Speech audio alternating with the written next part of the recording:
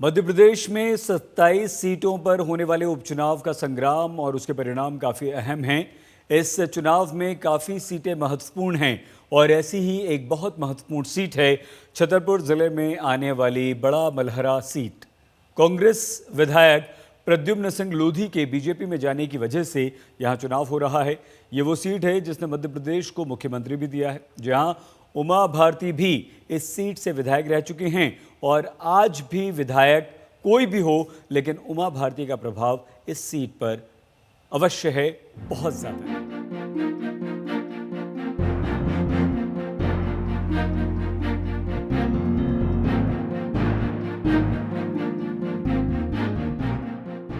One संपदा के लिए मशहूर बड़ा मलहरा क्षेत्र चुनावी जंग के रंग में नजर आ रहा है। बीजेपी के लिए ये चुनाव किसी परीक्षा से कम नहीं।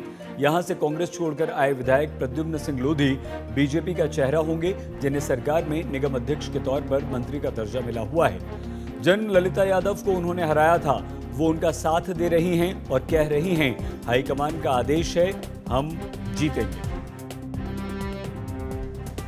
मध्य प्रदेश जानता है कि बड़ा मलहरा में उपचुनाव हो रहा है। प्रद्युम्न सिंह लोधी थे जो पिछली बार कांग्रेस पार्टी से प्रत्याशी थे, मैं भारतीय जनता पार्टी से प्रत्याशी थी। लेकिन आप सबको पता है कि प्रद्युम्न सिंह लोधी जी ने अपने विधायक पद से इस्तीफा देकर के भारतीय जनता पार्टी की सदस्यता ज्वाइन की। मैं अभी चुनाव में बड़ा मलहरा क्षेत्र में गई भी हूँ। मैं एक भारतीय जनता पार्टी की कार्यकर्ता हूँ। मैं आप सब जानते हैं कि पहले मैं छतरपुर से विधायक रही, यहीं से मैंने चुनाव लड़ने का मन बनाया था। लेकिन भारतीय जनता पार्टी ने मुझे आदेश दिया कि आपको बड़ा मलहरा चुनाव लड़ना है, तो मैं एक कार्यकर्ता के नाते बड़ा मलहरा चुनाव लड़ने के लिए गई। ठीक है, वहाँ 52,000 लोगों ने मुझे आशीर्वाद दिया। आज प्रद्युम्न सिंह लोधी जी संभावित प्रत्याशी भारतीय जनता पार्टी से हैं।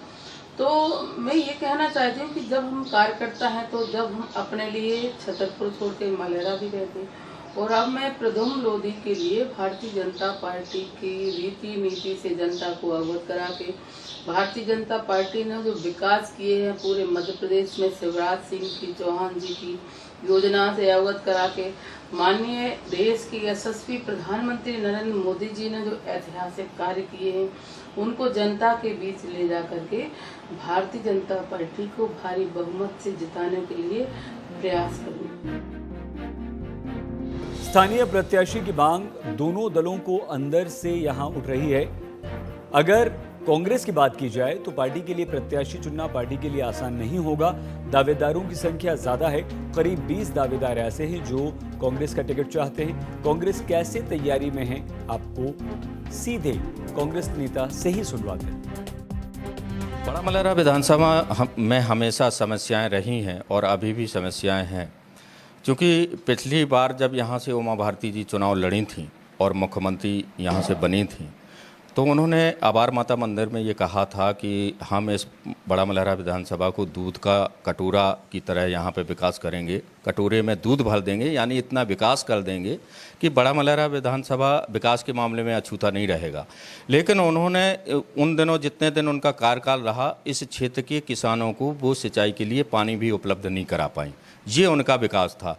दूसरी बार जब उपचुनाव हुआ और यहाँ से भारतीय जनता पार्टी ने कपूर चंद गुहारा को यहाँ से चुनाव मैदान में उतारा, और शिवराज सिंह चौहान उस समय तत्कालीन मुख्यमंत्री थे, और वो यहाँ पर आए और उन्होंने लोगों की मांग को लेकर के यहाँ पर एक बात कही कि हम यहाँ साइंस कॉलेज दे करके जाएंगे और बड़ा मलहरा विधानसभा को मैं गोद लेता हूँ।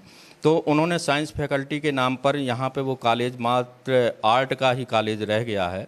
उसका कारण है कि ना तो वो साइंस के यहाँ पर व्याख्याता पहुँचा पाए, ना प्रोफेसर पहुँचा पाए, और ना कोई सामग्री पहुँचा पाए, इसलिए वो आर्ट में तब्दील हो गया। दूसरा, उन्होंने जो कहा था कि मैं विधानसभा बड़ा मलहरा का गोद लेता हूँ, तो आप उठा करके देखें, आज यहाँ पर सिंचाई के साधन नहीं है, यहाँ पर लोगों को रोजगार नहीं है, ये समूचा क्षेत्र वन आच्छादित क्षेत्र है। यहाँ पर अगर छोटे छोटे कुटीर उद्योग सरकार द्वारा निर्धारित कर दिए गए होते तो यहाँ से महानगरों के लिए हलजन, आदिवासी, पिछड़ा वर्ग का, गरीब तबके का लोग पलायन नहीं करता।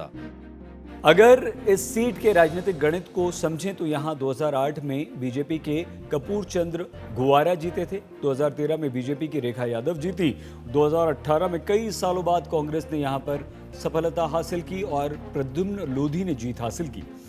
जातीय समीकरण को देखें तो ये सीट लोधी और यादव समाज बाहुल्य है, जिनका रुख इस सीट पर प्रभाव डालता है। बीजेपी के गढ़ कही जाने वाली इस सीट को पिछले चुनाव में कांग्रेस ने छीना था। बीजेपी का चेहरा तो कांग्रेस से आया हुआ है, लेकिन पार्टी के पुराने नेताओं की नाराजगी इस सीट पर असर जरूर डालेगी। इस सीट पर उमा भारती का फैक्टर भी काम करेगा, क्योंकि उमा भारती लोधी समुदाय से हैं और प्रद्युम्न सिंह लोधी के बीजेपी में शामिल होने पर वो काफ़ी खुश भी हुई थी।